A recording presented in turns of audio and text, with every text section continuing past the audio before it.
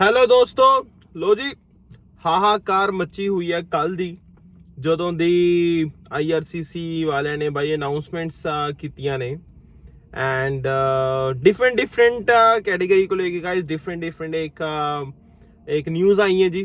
ठीक है। एंड अगर मैं फिलहाल स्टडी परमिट की बात करूं, एक अच्छी न्यूज़ ज़रूर निकल के आई है जी। एंड मैं तो कहूँगा भाई नए साल का एक तोहफा मिल गया। वो ये है जी कि भाई जो इंटरनेशनल स्टूडेंट्स का जो 20 आवर्स वाला कैप था वो इन्होंने बोला जी ठीक है 31 दिसंबर से भी हम एक्सटेंड कर देंगे, 30th ऑफ अप्रैल 2024 तक आप दबा के काम करो जी, कोई चक्कर नहीं है। लेकिन हाँ, उन्होंने कंडीशन बताई थी वो जो पहले इन्होंने अक्टूबर 2022 में इन्होंने अनाउंसमेंट की थी कि आप उस कैटेगरी को फुलफिल करते होना चाहिए, तभी आप उस चीज के लिए एलिजिबल हो गए, otherwise you can not work more than 20 hours. चलो जी, फेयर एनफ। अब जो दूसरे नए स्टूडेंट आए थे उनको तो भाई ये था ना कि भाई हमारा क्या होगा, हमारे लिए भी कोई भाई हमें भी कोई तोहफा दे दो, हमें भी कोई गिफ्ट दे दो भाई, हमारा भी नया साल बनवा दो, सेलिब्रेशन हम भी कर लें थोड़ी बहुत। तो इमिग्रेशन वालों ने कहा लो जी, आपके लिए भी एक तोहफा है, आपके लिए भी एक गिफ्ट है। गिफ्ट क्या है कि भाई अगर आपने बाय December 7, 2023 आपका स्टडी परमिट अप्लाई हुआ है, ठीक है जी, तो उसमें गाइस क्या है कि जो ऑलरेडी यहाँ पे है, ऑलरेडी काम कर रहे हैं कनाडा में, वो भी आएंगे उसमें, या फिर किसी ने अप्लाई किया हुआ है स्टडी परमिट के लिए बाय December 7, 2023, वो भी भाई काम कर सकते हैं more than 20 hours per week. कोई चक्कर ही नहीं है जी, कोई चक्कर ही नहीं है भाई।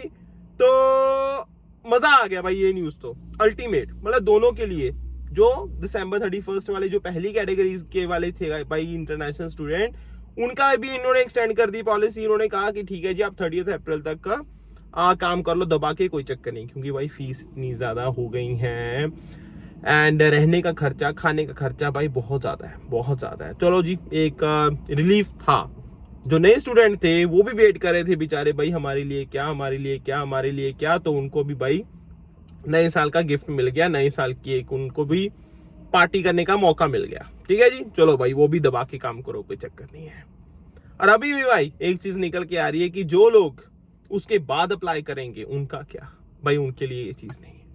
अगर मान लो किसी ने 7 दिसंबर तक अप्लाई नहीं किया हुआ, उसके बाद वो या तो अप्लाई किया है या फिर अभी प्लान कर रहे हैं, तो भाई वो एलिजिबल नहीं होंगे, they can not work more than 20 hours. But कोई बात नहीं, जो है जो चीजें हैं। But at the same time एक और न्यूज भी निकल के आई है भाई GIC को लेके। GIC को लेके मैं 2019 में आया था भाई, ठीक है, और ये काफी टाइम से, लाइक सालों से भाई यही चलता आ रहा है कि भाई 10,000 आई थिंक $10,200 समथिंग करके है जो हमारी GIC हम स्टडी परमिट के लिए हम दिखा के आते हैं। अभी देखो जी, हमारा सर्टिफिकेट है और ये हमने फाइनेंशियल रिक्वायरमेंट ये थी हमने पूरी कर दी है। ये हमारा सर्टिफिकेट है जो हम स्टडी परमिट के साथ एप्लीकेशन के साथ लगा देते हैं और हमें वीजा मिल जाता है। ठीक है जी, क्लियर है। अब भाई उन्होंने कहा भाई ये बहुत पुराना है, ठीक है जी, तो लिविंग कॉस्ट को देखते हुए, सब चीजें कंसीडर करते हुए बोल दिया जी कि भाई 1 जनवरी 2024 से ये जो रिक्वायरमेंट है, फाइनेंशियल रिक्वायरमेंट जो है भाई, ये हो गई भाई $20,635 आपको भाई बैंक में रखने पड़ेंगे। आपको अगर GIC चाहिए, वो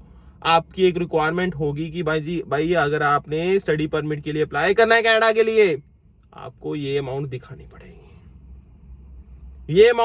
पड़ेगी, इमिग्रेशन वालों ने कहा कि हाँ जी, ये हम इसलिए कर रहे हैं ताकि स्टूडेंट्स को यहाँ पे आके थोड़ी सपोर्ट रहे, उनको कोई दिक्कत ना हो। साथ के साथ हम कॉलेजेस के साथ भी बात कर रहे हैं, साथ के साथ ताकि हम अच्छे से स्टूडेंट्स को सर्व कर सकें, उनकी स्टडी को अच्छे से पूरी करवा सकें। ठीक है, वो सारी चीज़ें उन्होंने कहा है।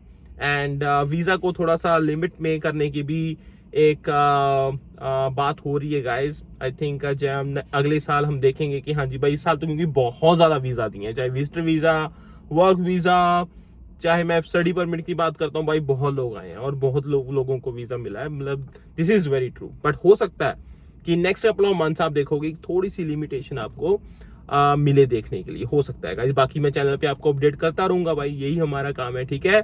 ये 2 न्यूज होगी। जीआईसी बहुत बड़ी बात, आई डोंट नो भाई कितने लोग अभी आने का फिर इंडिया, मतलब इंडिया से प्लान करेंगे, क्योंकि $20,000 के आसपास, उससे भी ज्यादा। उसके बाद आपकी 1 साल की फीस हो गई भाई, ये हो गया वो हो गया, मतलब 40-45 हजार एक बार में लगाना, और 26-27 lakh. Oh God, this is too much man। तो आई डोंट नो वो कैसे लोग लेंगे उस चीज को, इसको ना भी वेरी इंटरेस्टिंग। आप क्या सोचते हो भाई, ये मुझे जरूर बताना है यार, कि आपको क्या लगता है कि आना चाहिए अभी भी कनाडा में, या फिर कोई फायदा नहीं, क्योंकि कहीं ना कहीं एम्प्लॉयमेंट रेट भी तो कम हुआ है ना, लोगों के पास जॉब्स नहीं है, एंड लोगों को दिक्कत हो रही है, स्पेशली इंटरनेशनल स्टूडेंट्स की बात करूं, दिक्कत तो देखो भाई है, ठीक है। चाहे ये भी बात बोली जा रही है कि हाँ जी भाई आने वाले टाइम में एक परमानेंट ही बना देंगे शायद, कि भाई 30 आवर्स आप कर लो, 20 आवर्स वाला जो कैप था उसको बढ़ा के हम 30 आवर्स कर लेते हैं, और एक वो परमानेंट पॉलिसी बन जाएगी। Let's see guys what happens, but हाँ this is gonna be very interesting, this is gonna be very interesting, ठीक है जी। ये चीज हो गई। अब तीसरी बात आती है भाई वर्क परमिट वालों के लिए, जो ऑलरेडी वर्क परमिट पे है।